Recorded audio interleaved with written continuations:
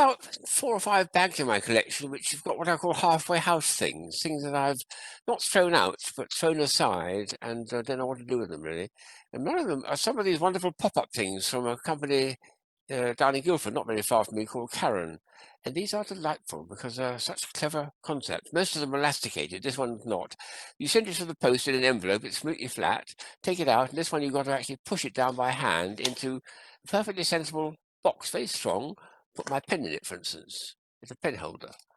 And it's, if I tilt it up to the camera, we'll see what year it was. There we are, 1986. So they sent that to the customers as a flat pack with dates on it, which gives you a calendar for the year, and to advertise their business. And you just do that to flatten it. I love that for storage. The fact that you can store these things just by making them flat are very nice. So quite a number of these over the years. I picked up the best known sample of these, which I've come across many times, is this one here. I'll open this one here first. It's the same thing. This would be the company helping another company to market their products, in this case Waddington, to make games.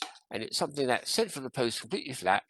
When the customer takes it out, it pops up into that lovely 8-sided piece of octagon, and then when you fold it flat again, it goes back into the envelope. It's a very nice version, and here's a slightly more secure version. This one I actually have to open up by hand.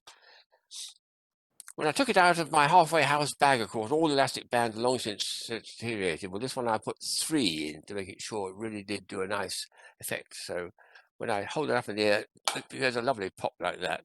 It spins around actually, but it's quite a bit bigger than the other one. So that's good stuff. It's a much more elaborate shape, and I'm pretty sure they made this, but it must be a prototype because it's just it's got no markings on it. This is a very nicely made one. It opens up like that. There we are. And now that's flat, and it makes a good noise, which I'll show first, and then I'll show the interior. Wow, that is quite a good solid noise. It's a very solid cube. You could actually put plates on that. It's so well made of cardboard. Inside, we've got elastic going right down the length of it from one end to the other. And it pulls it together, but the elastic band has to be replaced every so often. It's got lovely little bits of engineering in it. That thing here to help to hold this piece so it locks in nicely and makes a very, very strong bag. Good stuff there.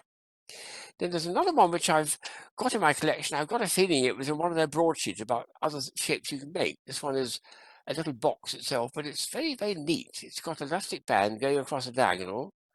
And then when you slew it sideways like that, it collapses like that. Very nice effect. And it opens up like that. So something else, there's obviously a lot of cardboard engineers who are looking at this stuff and doing things with it. The last item to show is one of their more elaborate ones. This is Karran again. And this was a very, very nice piece. It was promoting a company who were doing vehicle work.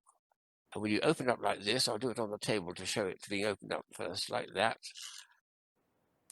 Goes that way like that. Yes, it does. There we are. So that is now a flat piece to go in the envelope.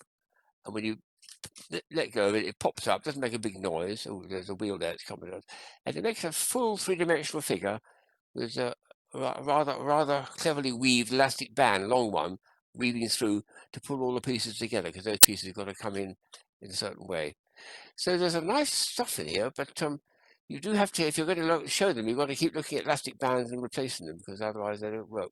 Still, it's going to go back in my halfway house there, so I won't throw it out, but I'll just put them aside and see if I can find some more.